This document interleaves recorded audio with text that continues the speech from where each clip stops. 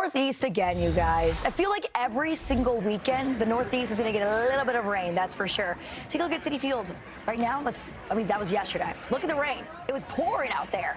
And that was a very similar situation for most of the Northeast just last night, especially during that evening commute. Horrible timing for folks that were trying to head home yesterday evening out of work, after school.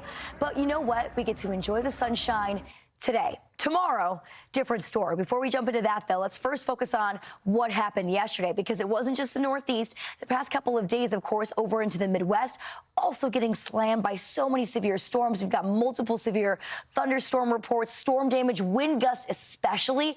Let's focus a little bit more into the Virginia area as well as into Maryland. We saw high wind reports coming out of Cape St. Clair. 75-mile-per-hour wind gusts was recorded. Some areas getting over 80-mile-per-hour winds. Absolutely incredibly strong systems. Now, looking at live radar for right now, things are nice and quiet into the Northeast. But once we get into tomorrow, again, those storms start to ramp back up. So even though that cold front moved through yesterday, it didn't cool us down a ton. We're still going to be a little bit above average for the Northeast. And once we get into your Sunday, that warmth and, of course, some more of that humidity that's going to be building in, that's going to be fuel for more storms as another cold front starts to move through. So hence why we do have that level 2 out of 5 when it comes to that severe storm threat that extends all the way from New York all the way down into North Carolina. A big chunk of real estate. The I-95 corridor needs to be on high alert once again.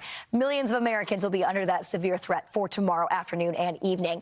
So we do have a little bit of that limited storm energy for the beginning of the day, but then we get the daytime heating rocking and rolling through. We also have those low-level winds. They're really nice and strong, so they're pulling up a lot more of that moisture, more of that heat from the south, and that's aiding in some more of that storm energy by the time we get into the later half of your Sunday afternoon and into the evening. So the moisture increases, the heat increases, and then that front gets rocking and rolling. Now, once that front starts to push on in, our main threats will be those gusty winds. We are expecting 75-mile-per-hour wind gusts or greater when it comes to these storm systems. But on top of this, too, we can potentially see tornadoes, more isolated, but still a possibility. And, of course, some large hail, too, if we get some really big updrafts or at least strong updrafts with some of these storm systems. Looking into our damaging wind threat, again, it's going to be a level 3 out of 5, the main threat for us.